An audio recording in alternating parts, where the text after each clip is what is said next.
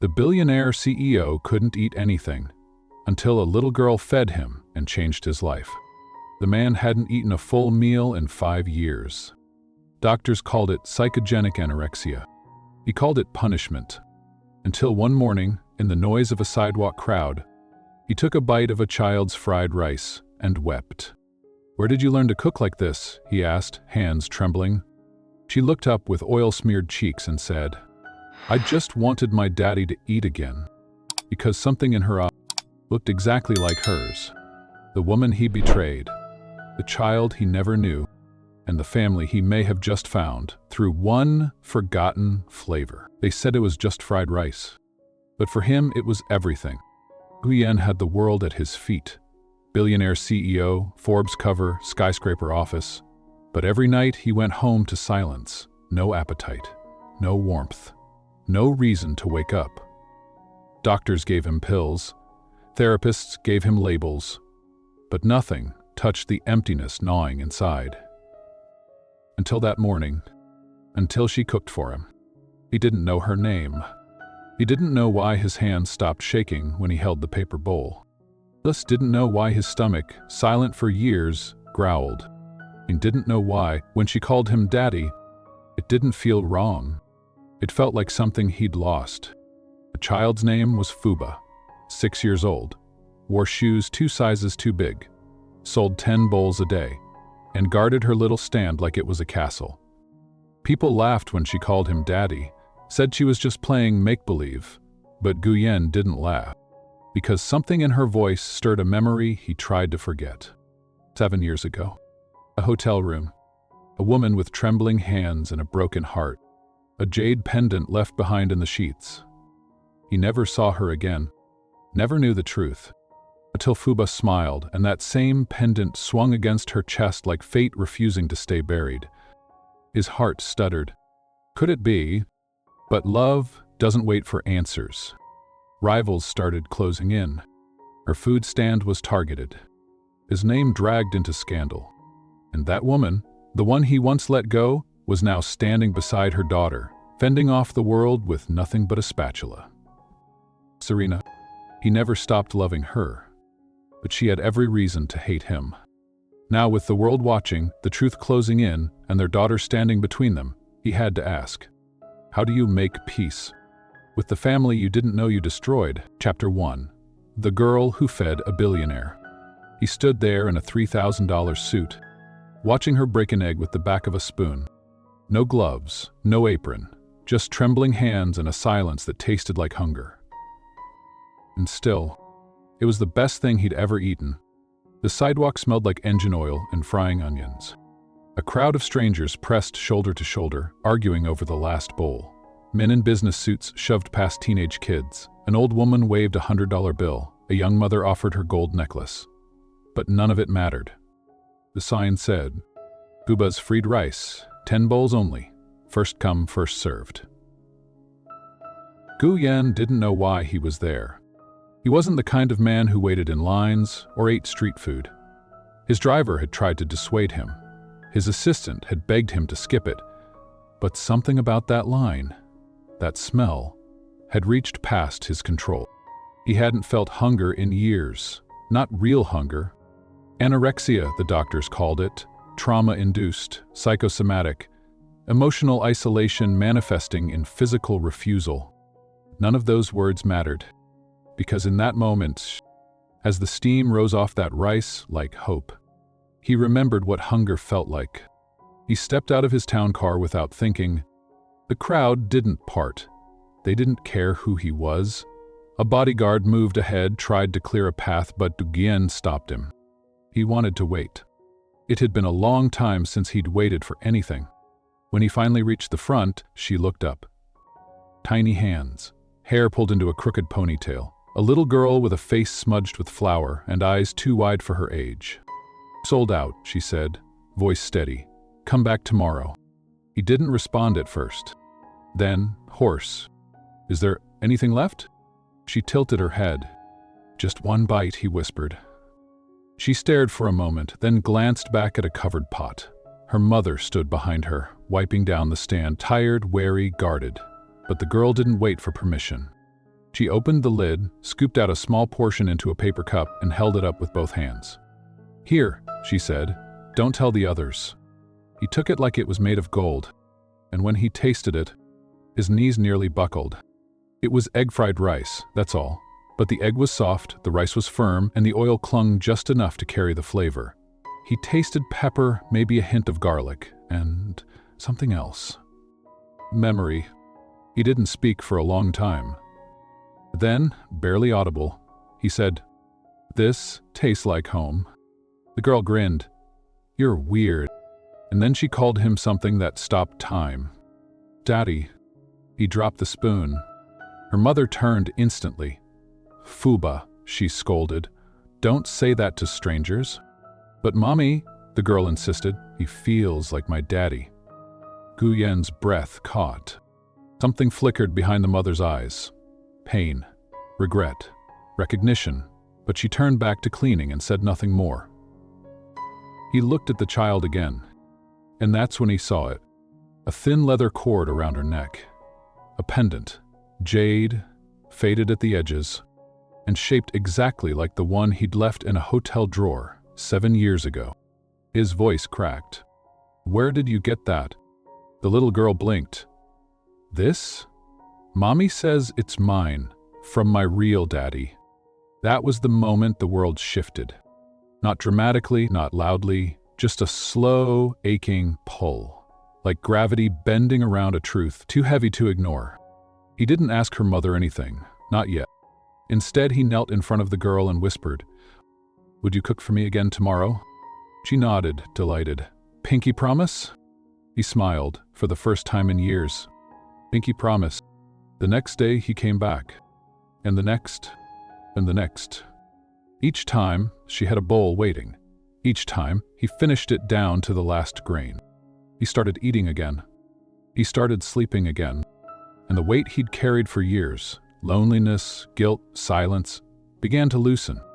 The little girl didn't know she was saving him, but she was. One night, after closing, the woman approached him. Her name was Serena. Her eyes were tired, her voice was calm, but her words were sharp as ice. "You didn't come here for food," she said. He didn't deny it. "You recognize the pendant," she added, "didn't you?" He nodded. "At night," she began, but her voice broke. It was never supposed to happen like that. Guyan looked down. "I didn't know.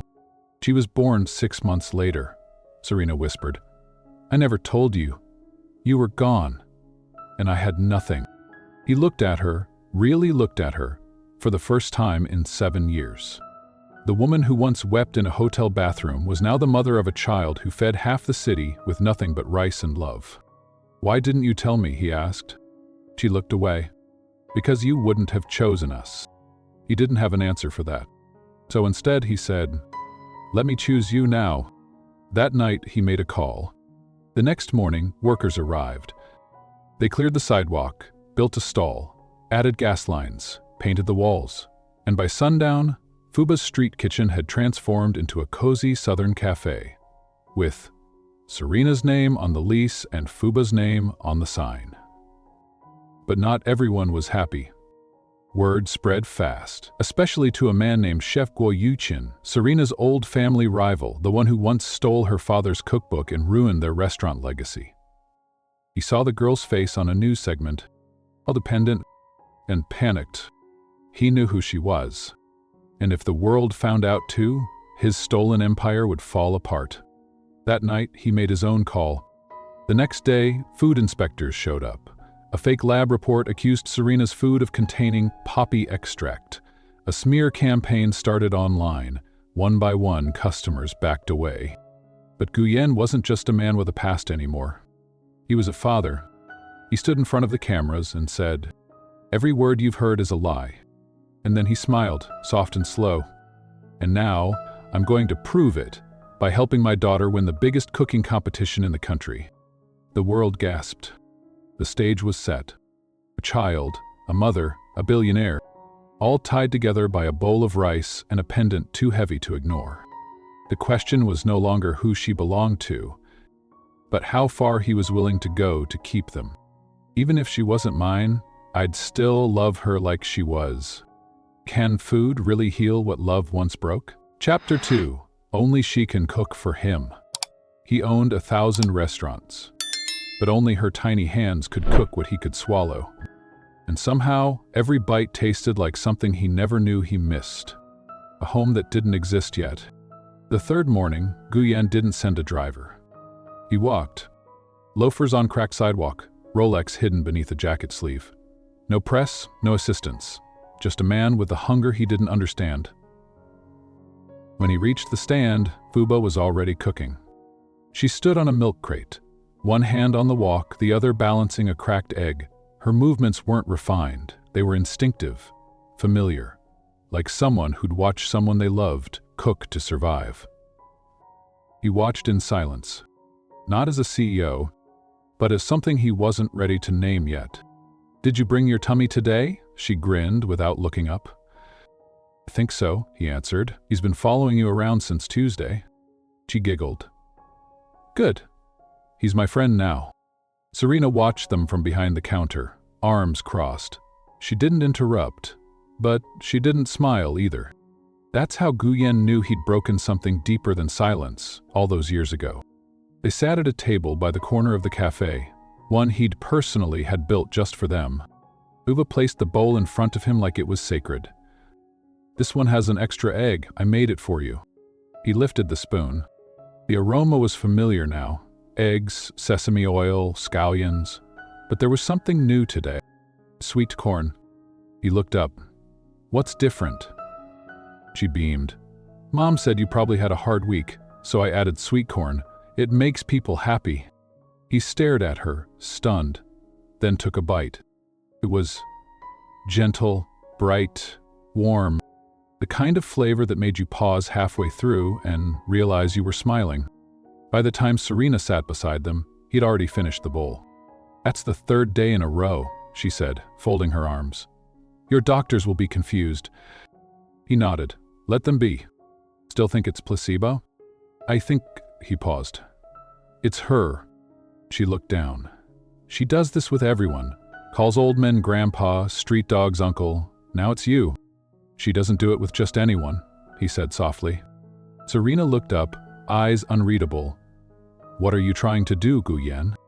He met her gaze. "Fix what I broke." Later that day, Fuba slipped her tiny hand into his. They were walking toward the nearby park, the air crisp with fall. "Do you like my cooking?" she asked, skipping. He looked down. "Very much." "More than fancy restaurant food?" He smiled. "More than anything I've ever eaten." "Even the food in your big glass building?" He chuckled. "Even that." "Then, why don't you eat with Mommy anymore?" He froze. She didn't wait for an answer, just kept skipping ahead. But the question settled in his chest like a stone. He hadn't told her the truth. That her mother used to be his heartbeat. That he left her on the orders of a family who said she wasn't their kind. That he tried to bury the guilt with ambition. And lost everything real in the process. That night he sat outside the cafe long after closing. He watched the lights flicker off, one by one.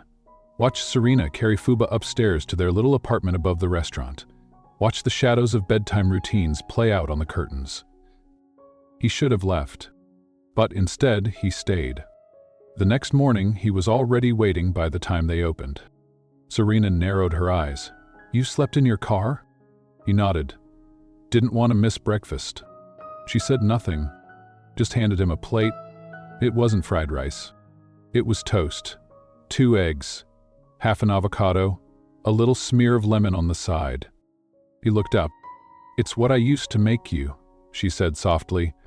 "Before the money, before the suits." His throat closed. "I remember," he whispered. And then, without warning, he picked up the fork and began to eat. Not because he was hungry, but because it felt like forgiveness. That afternoon, Fuba was invited to appear on a local news segment. Word had spread fast.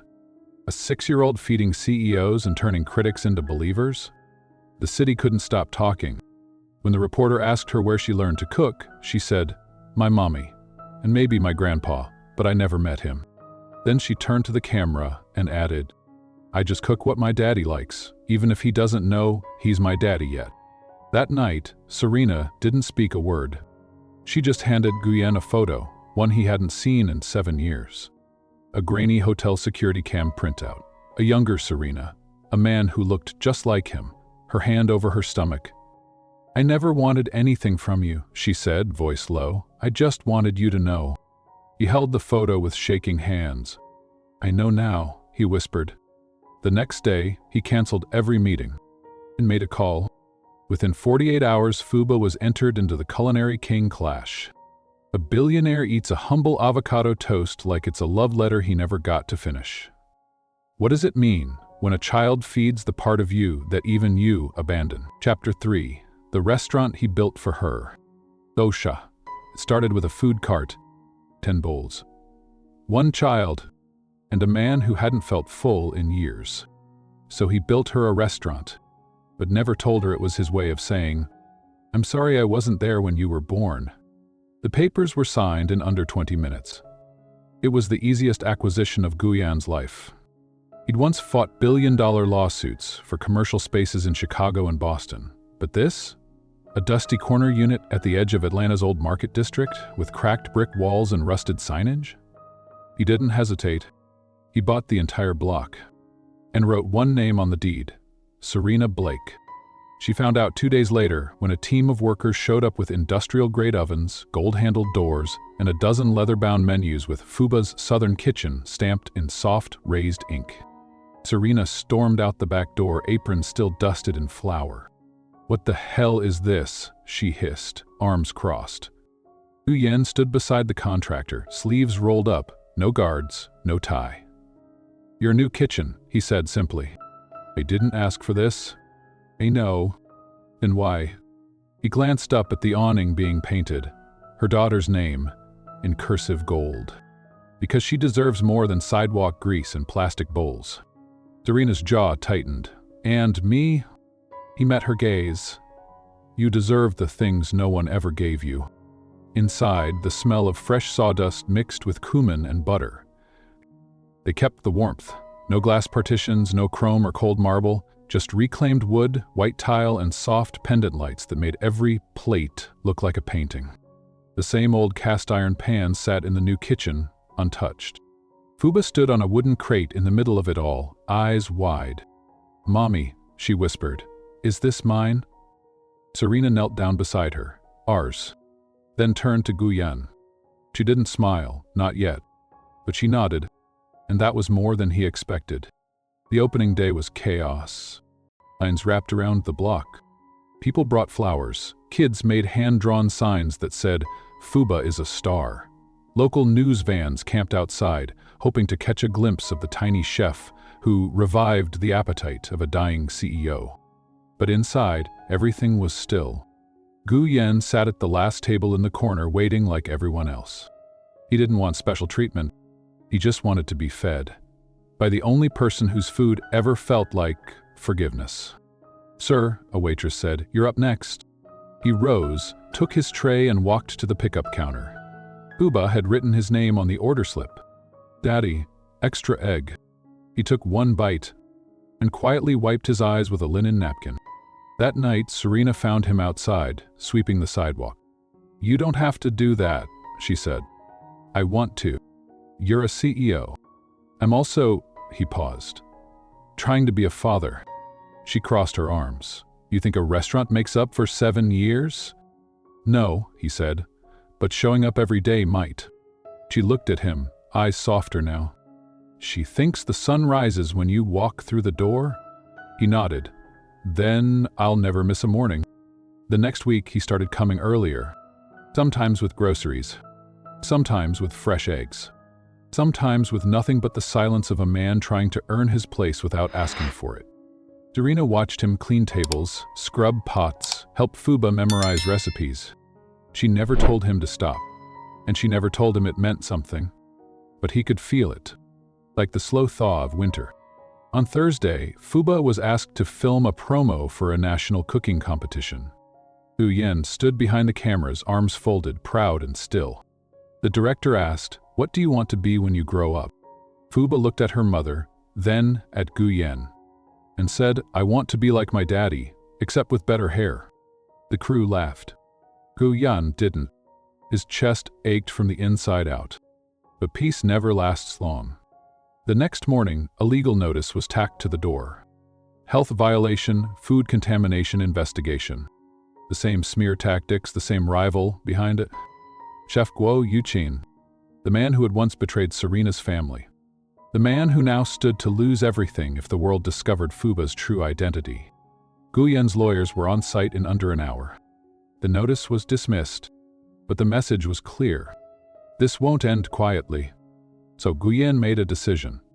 He stood in the center of the restaurant that evening, customers still eating, staff frozen. And he said, loud enough for the cameras outside to hear, "She's not just my daughter in spirit, she's my daughter by blood, and I will protect her with everything I am." Serena didn't speak. She just took his hand, for the first time in 7 years, and didn't let go. A billionaire sweeps his daughter's sidewalk at dawn with sleeves rolled and silence breaking over him like light. What does devotion look like when it's too late to say "I'm sorry," but not too late to show it? Chapter 4. The smear campaign begins. The line wrapped around the block. Fuba's smile lit the kitchen, and for the first time, her mother dared to breathe. Then came the notice.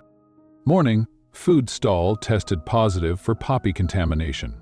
Guess who tested positive? Paid for in blood money. It happened the day after the TV interview aired. A little boy in glasses had said, "She's my hero." An elderly man had cried while eating her fried rice, on camera. The anchor signed off with, "Sometimes the smallest chefs serve the biggest love." Serena didn't sleep that night, not out of fear, but because, for the first time, she dared to hope they were safe. At 6:15 a.m., she unlocked the cafe. The front window had a crack in it. A small one, like a warning. At 6:22, a uniformed man from the Department of Health walked in, flanked by 2 officials and a clipboard. "We received an anonymous tip," he said, "drug contamination." She blinked. "I'm sorry?" "Poppy extract, allegedly laced in your fried rice." Fuba, seated on her stool with 2 eggs in her hand, looked up. "What's poppy?" she whispered. Serena shielded her. "It's a lie," she said, loud enough for the clipboard to hear. But the papers were already signed, and the red sticker was already on the door. Operations suspended pending investigation. News spreads faster than facts.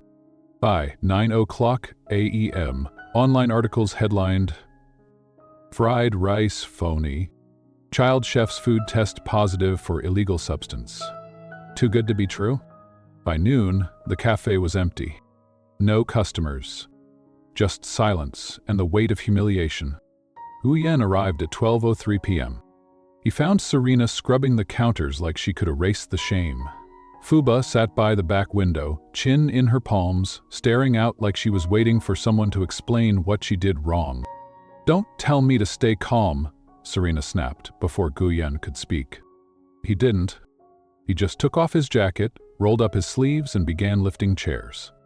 "We're not closing," he said. "It's not your name on the window." "No," he said quietly. "It's hers. That's why we won't let them take it." By 3:00 p.m., Gu Yan's legal team had arrived. By 4:10 p.m., his media relations director had drafted an official statement. The only thing this child puts in her food is heart. The judge who had crowned Fuba's dish during the local culinary contest came forward on record, stating, "I ate it, so did my pregnant wife.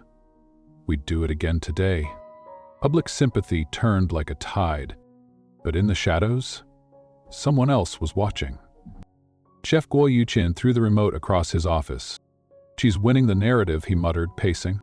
His assistant, nervous, offered coffee. "Sir, if we just ignore them..." "We don't ignore threats, we extinguish them." A smirk, a call, a new plan. That night, Serena's grandmother called, crying. "I saw the news. Why are they saying such horrible things?" Serena's voice cracked. "Because I didn't come from money. I did the same to your father, remember?" "I remember," she whispered. "He died defending a recipe. and was buried with silence. The next morning, Fuba tried cooking again, but her hands trembled. Every egg cracked wrong, every grain of rice felt heavy. She burned the garlic. When she looked up at her mother, there were tears clinging to her lashes. "Mommy, I think I'm bad now." Serena dropped everything, held her. "No, baby. You're the brightest thing in this whole city. The world is just scared of anything too pure." From behind the wall, Guyen heard every word and made another call. At 10:00 a.m., Guyen walked into Atlanta's Channel 7 studio, straight into the morning segment. He didn't ask permission. He just looked into the camera and said, "Let me show you what a real test looks like." He opened a fresh box of Fuba's fried rice, ate it live on air. And when the host gasped, he added, "If this is poison, let me die smiling." The video went viral. People laughed, then cried, then stood in line. The next day, the cafe reopened. A new sign greeted them. Food tested, hearts never questioned. But Chef Kuo wasn't done. At 2:00 p.m., the mayor's cousin, conveniently, filed a new complaint, something about building safety violations. A gas leak that didn't exist, a licensing issue that had already been approved. Guyen didn't flinch. He had played in corporate war zones all his life. But Serena? She was starting to break. That night, he found her crying over the sink. Quiet tears, not dramatic, just tired. "You don't have to fight this war," he said. She looked up, voice cracking. "It's not about fried rice anymore.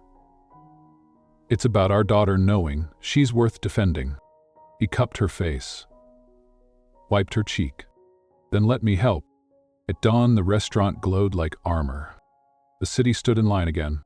And this time, when a news reporter asked Fuba, "Are you afraid?" she said, "I don't need to be brave, my daddy already is." A CEO eats contaminated rice live on television just to protect the little girl who calls him daddy. When they lie about you, do you hide or feed the truth to the world anyway? Chapter 5. The Competition Invitation. She was 6 years old. I couldn't even reach the stove without a step stool. But the culinary king Clash called her name, not because she was ready, but because the world needed to remember what heart tastes like. The envelope came in the middle of breakfast. Plain white, no return address, just her name written in block letters. Fuba. She opened it with sticky fingers, still coated in yolk. Inside was a single sheet. "You've been nominated for the 45th Annual Culinary King Clash. Head Chef Category. Atlanta Division. First round, 7 days." Serena laughed. "That's not funny." Fuba blinked. "I didn't write it." Guyen took the letter, scanned the seal. His face stilled. "This is real." Serena snatched it back. "You think I'd let my 6-year-old go up against grown men in national competition kitchens with flame burners and judges who eat caviar for breakfast?" Fuba looked up quietly. "But they invited me." Serena's mouth opened, then closed. Later that day, Elder Chang came to visit. He was once Serena's father's culinary rival turned old friend. Now a judge emeritus of the Culinary King Clash. He sat at their kitchen counter, watching Fuba stir broth with too much concentration for her age. "She's not just mimicking," he whispered. "She's feeling it." Serena shook her head. "She's just a little girl." "Exactly," Chang replied. "And some flavors only little girls can cook, the ones we forget how to taste." The news broke within hours. 6-year-old nominee shakes up. Culinary King Clash.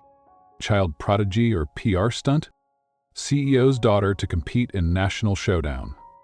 A video of Fuba cooking went viral. Her hands moved awkwardly, but her food drew tears. In the clip, she said, "I don't want to be famous. I just want people to feel full again." The backlash came just as fast. "She's too young. She's just a mascot, exploiting a child for sympathy. And worst of all, someone else must be cooking for her." Serena wanted to pull her from the event, but Fuba asked one question that stopped her. "Mommy, if they say I can't do it now, what happens when I'm 10 or 15? Guyan stepped in. "She doesn't need to win," he said. She just needs to show them what love tastes like. The prep began immediately. Guoyan transformed the cafe's storage room into a full training kitchen. He brought in master chefs from New York, Las Vegas, San Francisco. All were told the same thing. She's not here to impress you. She's here to remember who she is. Fuba worked hard, but she also played. She made bunny-shaped buns for practice. She made noodles too long to slurp in one go. She sang as she stirred broth. Every time Serena tried to correct her, Elder Chang whispered, "Let her be. The joy is the ingredient." One night, Guoyan came home to find Fuba asleep on a flour bag, cheeks white, lips slightly open, holding a whisk like a teddy bear. He bent down, covered her with his coat, and whispered, "Your grandpa would be so proud." Serena found the old cookbook in a box marked Dad. Handwritten pages, faded ink, a recipe circled in red, Phoenix Gathering. She stared at it for a long time, then brought it to Guoyan. "She's not ready," she whispered. He traced the page, smiled. "She doesn't have to be. The recipe already lives in her." A week passed. The morning of the competition came. Fuba wore a little white apron and pink sneakers. She clutched a spatula like it was a sword. Guoyan knelt beside her. "You scared?" She nodded. "Good," he said. "That means you care." Outside, cameras flashed. People booed. Others cheered. The other chefs looked down on her, literally. But Fuba stood tall. And as the lights went up and the flames roared, she whispered, "Let's make Grandpa proud." A child clutching a spatula with trembling fingers, standing in front of chefs 3 times her age, saying, "I'm ready." What if the world's most powerful ingredient is innocence? Chapter 6. A knife forged in blood.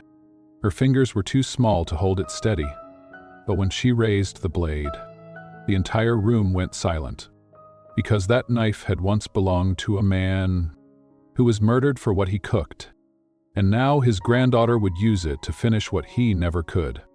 The blade wasn't shiny. It had nicks in the handle, a slight warp in the steel, a faded engraving that read, "To serve with fire, to love through flavor." It was hand-forged by Serena's father, Chef Sui, used in palace kitchens, carried through wars, and buried in a basement after the night he died. Fuba had never seen it before, but when Guoyan handed it to her, wrapped in linen still smelling faintly of sesame and smoke, she said only one thing, "This belongs in my hand." The culinary king clash had never seen anything like it. A 6-year-old in the head chef ring. Judges whispered, contestants scoffed. One man laughed out loud when he saw her apron read, "Eggs before ego." Chef Guo Chin didn't laugh, not because he was afraid of her, but because the knife in her hand looked too familiar. He'd once tried to destroy it, along with the man who used it. Backstage, Serena pulled Guoyan aside. "She's not ready. She's more than ready. He's a child. She's her grandfather's child." Serena's eyes watered. He died holding that knife. Guoyan placed a hand on her shoulder. "Then let her make it live again." Round 1 began. The challenge: recreate a national banquet dish using heritage ingredients. The pressure was crushing. Chefs moved like machines. Blades blurred, pots steamed, hands burned. But Fuba, she hummed as she chopped, tasted as she stirred, smiled when her dish began to sing. "Time's up," the judge called. Everyone stepped back. Guo Chin presented a glistening plate. Triple-seared duck breast with mandarin glaze, plated with edible gold. Fuba stepped forward with a bowl. No garnish, no colors, just simplicity. "Yangchun noodles," she said. They laughed, until the judge took one bite and cried, "You," Chef Guo spat later backstage, "you think this is a game." Fuba looked up. "No, but you do. You're too small to play with knives." She tilted her head. "Then why are you afraid of mine?" When the judges tallied the scores, Fuba placed second. Not bad. Not enough to beat Guo, but enough to qualify for the final round. And that's when Elder Chang stood up.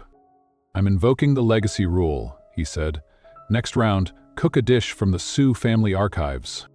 Gasps, whispers. Because only 2 people alive had ever cooked from that book. One was dead, the other was accused of stealing it. Later that night, Gua visited Serena. Alone. Angry. I could have had it all if you'd just married me. You poisoned my father, she hissed. You had no proof then. You don't now. I don't need proof anymore, she whispered. I have her. The next day, Serena found the restaurant ransacked. Ingredients ruined, stove broken, the knife missing. Fuba stood frozen in the doorway. She didn't cry. She just whispered, "He's scared of us." Guyen walked in 5 minutes later. One look at the mess, the broken glass, the silence, and he didn't say a word. He turned, made a call. By nightfall, the kitchen was restored. And in the center of the counter, the knife had returned, cleaned, sharpened, and waiting.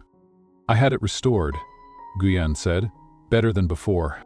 Fuba ran her fingers over the engraving, then gripped the handle and smiled. It still remembers him. A 6-year-old girl lifts a knife once buried with her murdered grandfather and decides not to fear the man who broke her family. What if revenge doesn't come from fighting louder, but cooking better? Chapter 7. The Phoenix Gathering. The moment she placed the dish on the table, the room fell silent. 9 birds. 1 plate, a shape like wings ready to rise. The judges gasped. Only one person ever knew how to make Phoenix Gathering, and he was murdered 7 years ago. So how could his granddaughter know? The final round was brutal. 4 contestants remained, all veterans, some with Michelin stars. 1 little girl with a knife almost as tall as her arm. The challenge? Create a dish from the lost recipes of legendary Chef Sui. No written instructions. No limits. Just memory or bloodline. Most chefs hesitated. They chose basic heritage stews or half-remembered banquet delicacies. But not Fuba. She stepped forward and announced her dish. Phoenix Gathering. A gasp spread through the stadium, because no one in 20 years had successfully made it. It wasn't just food. It was a tribute, a signature, a culinary prayer. A dish her grandfather invented before he died. The rules were harsh. Each bird, chicken, duck, goose, quail, pigeon, and more had to be cooked separately with different techniques, then carved and arranged to resemble a rising phoenix. 1 mistake, and it collapsed. Too dry, it failed. Too wet, it drowned. Perfect balance, or nothing. Backstage, Chef Guoyuchen watched her prep. His jaw clenched as she marinated the quail in ginger and lemon, seared the duck with 5 spice, and began deboning the goose with swift, confident hands. He couldn't have learned that, he whispered. Not without the book. But he'd burned the book. Or so he thought. He marched to the judges' table. I accuse her of cheating, he said. She's using stolen family secrets. Judge Cheng narrowed his eyes. From which family? The Sui family, Guo spat. She is the Sui family, Chang replied calmly. Guo turned to the crowd. She's a fake. Serena stepped forward. She unbuttoned her coat and held up a small, gold-edged birth certificate. Name, Fuba Blake. Father, unknown. Grandfather, Chef Sui. Silence. Then murmurs. Then clapping. Guo tried again. You faked it. You bribed the judges. One of the judges pulled out his phone. Funny you should say that, he said.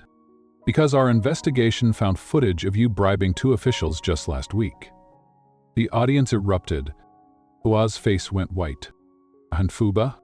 She just kept cooking. At the 20-minute mark, she began plating. Each piece of poultry placed precisely. Thin slices of pear between the wings. Caramelized shallots forming feathers. The quail sat in the center, like the phoenix's heart. It looked alive. The judges approached. Their forks hovered like they were afraid to ruin something sacred. They tasted, and one of them sobbed. I haven't tasted this since Chef Sui cooked for my father, he whispered. Woe stepped forward with his own plate. He had made a rich seafood risotto, technically flawless, but when the judges tasted it, one leaned back and said softly, "It's perfect, but I don't feel anything." Fuba looked up at them. "I didn't cook to impress you," she said. "I cooked to remember him." And in that moment, the crowd rose to their feet. Later in the green room, she curled into Serena's lap and whispered, "Did Grandpa watch me?" Serena kissed her forehead. Never left the kitchen. The judge's final verdict was unanimous. For soul, story, and mastery, the title of Taste Supreme goes to Chef Fuba Blake. Hu Yen walked to the stage, kneeling beside his daughter, and whispered, "You didn't just make history, you brought our family back to life." A 6-year-old girl cooks a dish from a dead man's hands and reclaims the name they tried to erase. What happens when the thing they used to destroy you becomes your weapon of healing? Chapter 8. The Noodles That Made a Mother Cry. The judges called her dish too simple. The cameras zoomed in on her shaking hands. Her masterpiece had been destroyed, her future erased. But then she made a bowl of noodles, and when her mother tasted it, she wept like a girl remembering her father's arms. The sabotage happened in seconds. Fuba's Phoenix gathering, perfectly plated, glowing with color, was tipped off the table by a clumsy judge's elbow. The pieces scattered across the floor. The judges gasped, and Fuba just stared. Her hands didn't move. The knife she'd held so proudly slipped from her grip and clattered to the tile. She didn't cry, but her lips trembled as she whispered, "It took me 4 hours." Serena rushed to her, pulled her close. Hu Yen turned to the officials. "You know who did this." A camera replay showed the motion. It wasn't clumsy. It was deliberate. The judge tried to shrug it off. "She still has time. Let her make something else." 5 minutes? Serena barked. "What can you cook in 5 minutes that competes with a dish that took centuries to perfect?" Fuba looked up and said, "I know." She went to the back, picked up a bag of plain wheat noodles, a pot of simmering broth. No garnish, no tricks, just water, scallions, soy sauce, and a sliver of fat. Yangshu noodles. The first dish her grandfather taught her mother, the one Serena used to make when they had no money, when the heat was off, when they ate by candlelight and told stories to stay warm. "Are you sure?" Serena whispered. Fuba nodded. "Mommy, he always said simple food carries the soul better." She dropped the noodles in, watched them float, swirl, soften. Then she added lard, a touch of ginger, and whispered a memory into the steam. "This is for when your hands are too tired to cook, for when your chest aches too much to eat, for when all you want is to be loved again." She plated it, a simple white bowl. No garnish, no fanfare. She placed it in front of the judges, then walked over to her mother. "You taste it first," she said. "Not them." Serena hesitated, then lifted the chopsticks. One bite, and she shuddered. The camera caught it.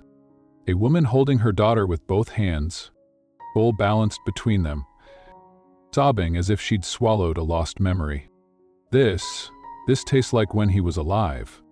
Hu Yen stood behind them, quiet, still, reverent. Then the judges ate, and they didn't speak for a long time. One finally said, "I've had truffle foam, I've had foie gras flown in from Paris, but this tastes like being forgiven." When the votes came in, they were split. Chef Guo's replacement dish had won technical acclaim, but Fuba's noodles won the soul, and Elder Chang overruled them all. "Technique makes you a chef," he said, "but soul makes you a master." He handed the Taste Supreme medal to Fuba. Outside the studio, the crowd waited. When they saw the girl in the white apron holding her bowl like a crown, they erupted. Not because she'd won, but because she reminded them what food could be again. Hu Yen scooped her into his arms. "You didn't just make noodles," he said. "You made a memory stay alive." Later, at home, Serena tucked Fuba into bed. Before the light clicked off, her daughter whispered, "Out. Mommy, when I'm grown up, I'll cook that for you whenever your heart hurts." Serena didn't reply. She just held her tighter than she ever had. A mother collapses over a bowl of noodles that tastes like the father she lost. And the daughter, who's now her reason to keep going. What if the most sacred recipes are the ones that held your family together? Chapter 9. You are my father. He watched her sleep, curled around a trophy bigger than her. She was his, he knew it, but the words still caught in his throat, until a folded paternity test landed in his palm. And the moment she called him daddy, it wasn't pretend anymore. The competition was over. The camera's gone, the medals stored in velvet, and for the first time in weeks, the house was quiet. Fuba had fallen asleep on the couch, her apron still on, noodle sauce dried on her cheek, fingers curled around her trophy like a favorite stuffed animal. Guyen sat across from her. Not as a CEO, not as a benefactor, but as a man who couldn't bring himself to ask the one question that lived inside him. Am I really her father? He hadn't said it out loud, not even to Serena, but he'd ordered the test. Hair, saliva, quietly collected. He told himself it didn't matter, that the bond was real, no matter the science. But still, he waited. The envelope arrived on a rainy Thursday. Serena was in the kitchen. Fuba was upstairs, rehearsing for her school play. She'd insisted on playing Chef 1, even though it only had 2 lines. Guyen sat in the hallway. The white envelope balanced on one knee. He didn't open it. He just listened to the rain hit the window like applause he didn't deserve. Serena walked over, sat beside him. You already know, she said softly. He looked at her. She has your stubbornness, Serena added, and your weird habit of scraping burnt rice from the bottom of the pot and calling it texture. He smiled faintly. She has your fire. They sat in silence for a moment. Then she reached over and tore open the envelope, placed the paper in his hand. It said what he already knew. 99.98% probability of biological relationship. Father, Guyen. He didn't cry. Not at first. But when Serena laid her head on his shoulder and whispered she always knew, something broke open inside him.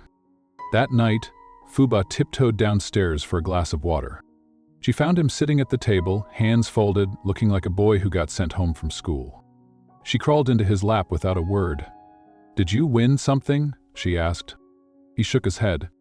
I lost a lot, he murmured. But maybe I finally found the most important thing. She leaned back, tilted her head. Daddy, she said. He froze. This time, she didn't say it like it was a game. Not like a nickname, but like a truth. A quiet, solid truth that would live in her forever.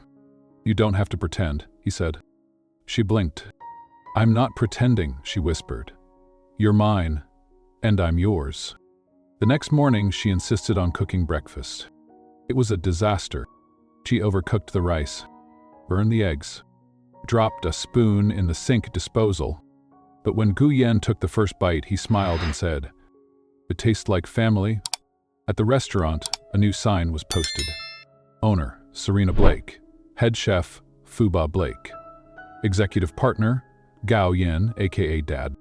The whole city came, not for the food, but for the feeling that maybe, just maybe, some stories do end in warmth.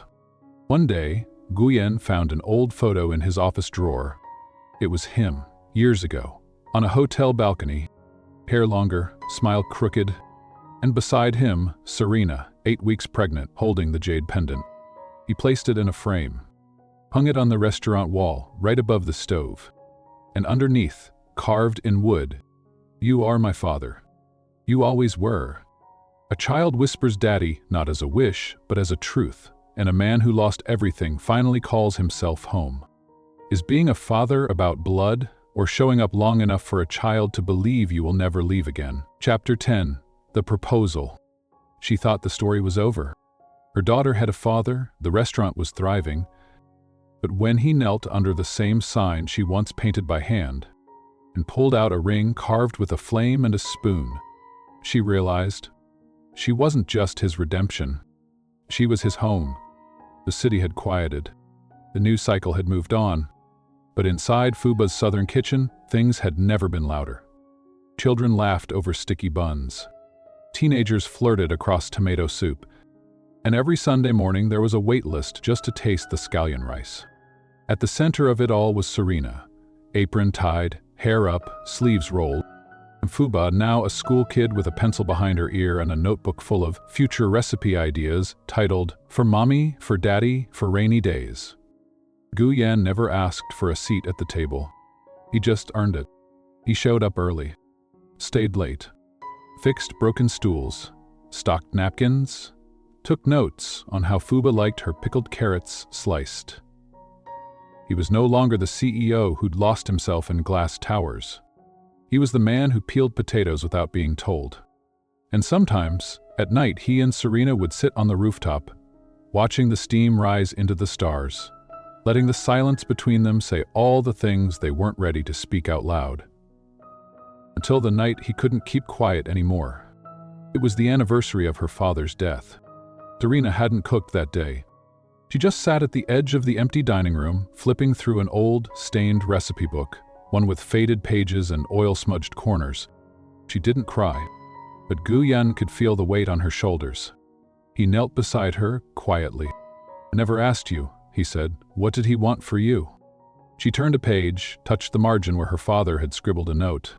"For my daughter's wedding day, may she marry someone who loves her food and her fire." Serena smiled faintly. "Said love and hunger were the same thing," she whispered. "They both come back every day." Guyan reached into his coat pocket, pulled out a box. It wasn't velvet. It wasn't branded, just a little wooden case. He opened it. Inside was a ring, silver, smooth, with 2 tiny carvings inside. A spoon and a flame. "I didn't know how to say it," he murmured. "So I made it instead." She stared at it, breath caught in her chest. "I've failed you more times than I can count," he continued.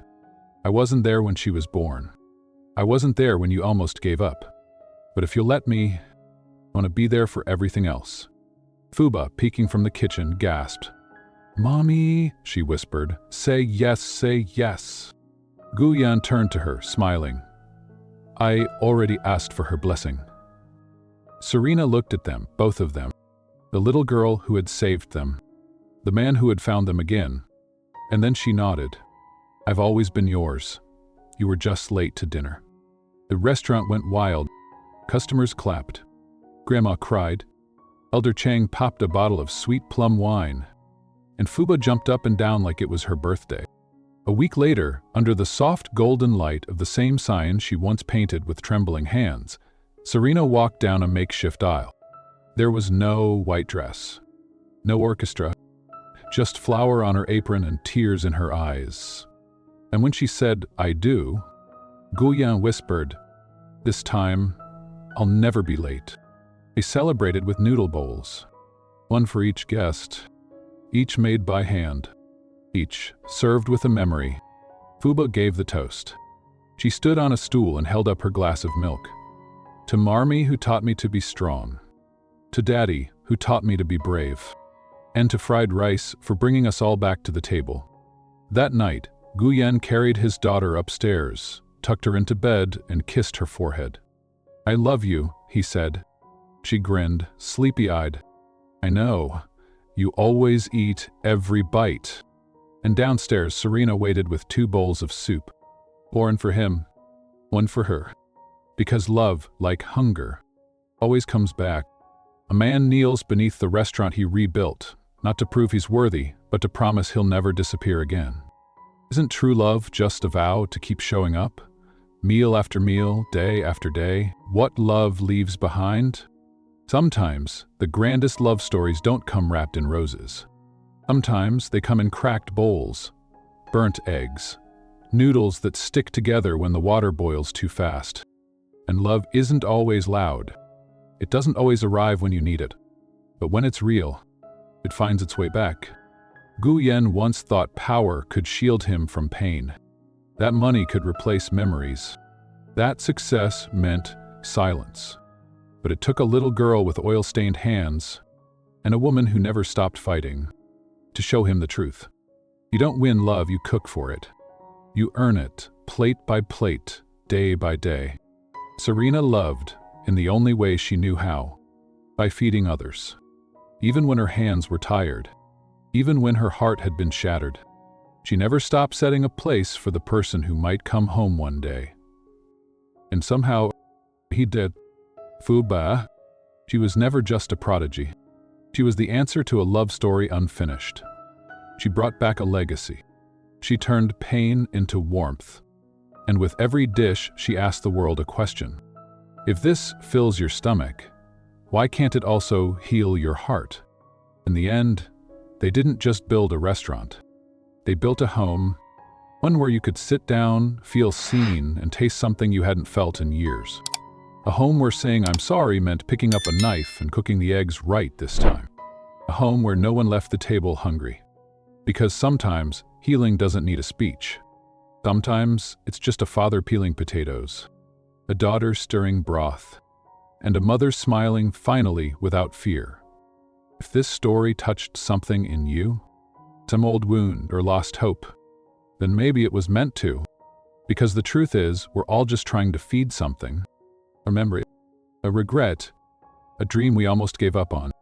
And maybe, just maybe, the table is still set, the pot's still warm, and love is still possible. If this story meant something to you, share it with someone who needs to believe in second chances. The next one goes even deeper. See you there.